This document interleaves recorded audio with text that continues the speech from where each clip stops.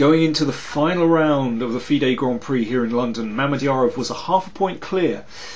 He drew his final round game fairly quickly and comfortably against Peter Leko. So that meant that 3 players could potentially catch him: Alexander Grishuk, Boris Gelfand and Vasilin Topalov. So it proved to be an exciting final day. Let's have a look at the game Gelfand against Kasimdzhanov, my play of the day. We joined the game after 12 moves. It was a semi-Slav variation where we have a rather typical position where white has broken with e4 and has the centre. But here black has the 2 bishops, in particular that bishop cutting across the board. So if black can somehow open the position, then that bishop could be very powerful indeed. It's a tense position, but black must try and break out with one of these moves, e5 or c5.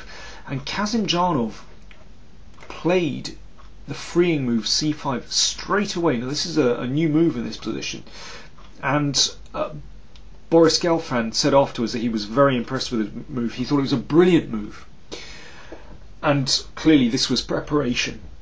Kasimdzhanov was playing these moves instantly. So it's a kind of pawn sacrifice actually. If knight takes c5, then the pawn has made room for the knight to come into the game, and black can follow up with rook d8 and certainly has compensation here. Tricky position for white to deal with. So instead of taking with the knight, Gelfand captured on c5 with the pawn, but of course that opens up the bishop's diagonal. And Kasimdzhanov followed up instantly with bishop d7. It's funny, this position rather reminds me of a Grunfeld actually, where you often get this bishop cutting across the board. Of course it's very dangerous here because white has already given up his dark squared bishop, so cannot match this bishop on g7. So Gelfand has to be extremely careful in this position. And here he made a mistake. b4 is a big mistake. He should probably just play rook d1, and black certainly has compensation for the pawn in this position. Maybe a5 followed by knight a6 or knight d7, maybe knight d7 or knight a6 straight away. Gelfand was concerned about this.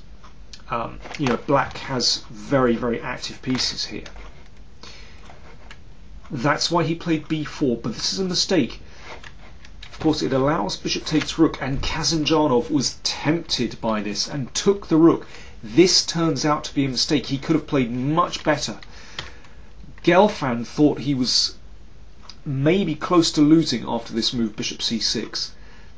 The point is this: if the knight plunges into d6, then black takes on f3, and the bishop comes to e5. Of course, the move we would like to play to block the threat to h2 is g3, but this leaves the bishop on prise, so black is certain to break through on h2. Now this position isn't totally clear, but certainly black has the better chances after either taking the rook or maybe even better playing knight c6.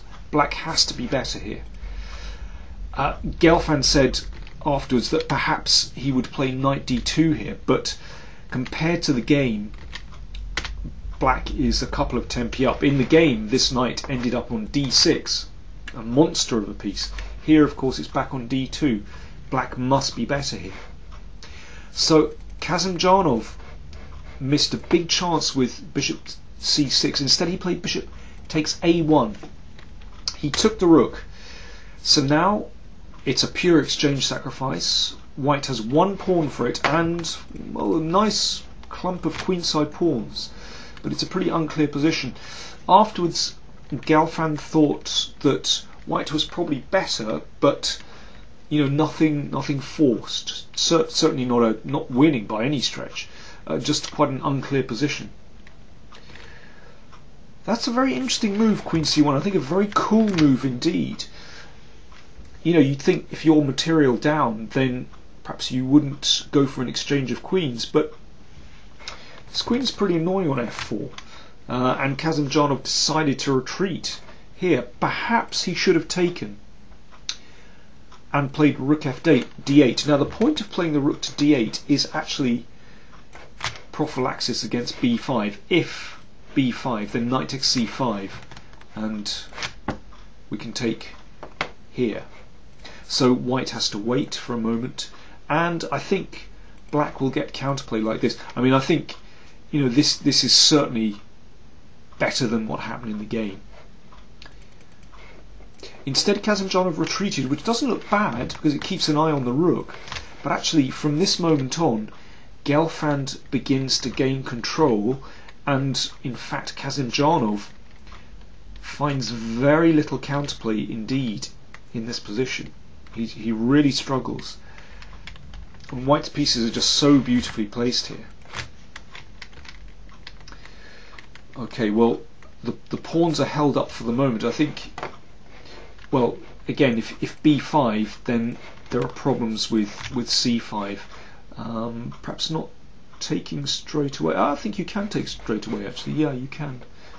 Because here, then, we take on d6, and then d4 is hanging. So yeah, that's fine for black. So, okay, we can't break through with b5 straight away.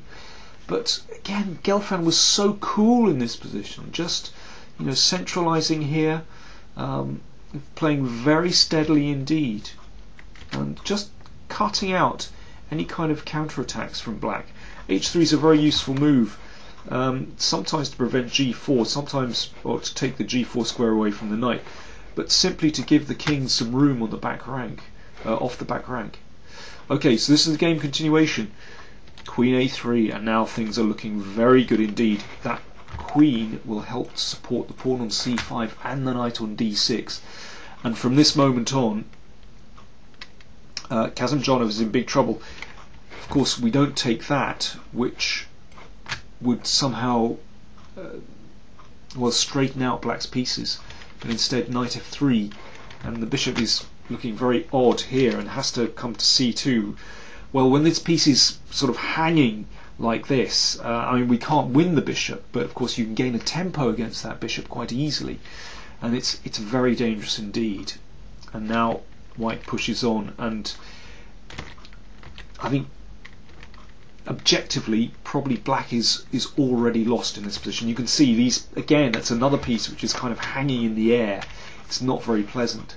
You can't actually win the piece. Of course, we'd like to attack the knight and take the bishop, but bishop d3 saves because takes, and black is just about hanging on. Rook takes, rook a1. But again, Gelfand played very coolly indeed. Queen d2 is a very good move, attacking the knight, and now queen f4 is just about forced to hold on to things, but well, there were other ways to play, but this way from Gelfand is very straightforward indeed, and I think in a last round game where there's a lot at stake, then I think Gelfand's play was just perfect actually. You know, he didn't go for unnecessary complications. This is actually a very straightforward way to play. He simply wants to push his pawns. So c6, and here I think the best that black can do is to try and sacrifice a piece for 2 pawns and get a position with 2 minor pieces against a rook. Good winning chances for white, but not absolutely clear. For example, here, white is definitely better, but maybe not absolutely certain to win. But instead, the game was absolutely clear. Okay, the knight comes to d6, threatening c7, c8.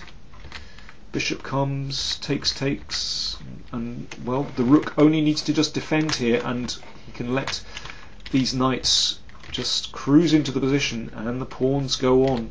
And this was the end of the show. b7 threatened, now rook b1, and basically white is just winning a piece here. And well, it didn't take very long afterwards for white to win this game. So a really excellent performance from Gelfand.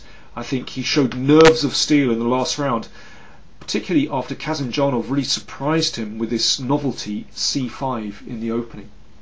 So there we have it. Gelfand managed to catch Mamedyarov, so it was equal first, and later on Topalov beat Geary rather unexpectedly. Looked very drawn, but Topalov, with his great persistence, won. So 3 players shared first. Grishuk failed to beat Nakamura, so was half a point behind them. Topalov won on tiebreak, but actually in this event all the Grand Prix points were split and all the prize money was split, so winning on tiebreak doesn't mean too much. So Topalov, Mamedyarov and Gelfand came first. After the game, Gelfand was very pleased indeed, and also he did mention when I spoke to him that he was very keen to hear what his critics after the World Championship match would say about his victory here. Do take a look at the clip. It's also on my YouTube channel where Gelfand answers his critics. Thanks very much for watching. There'll be more clips on my channel for future tournaments and, well, more to entertain you later. Thanks very much for watching.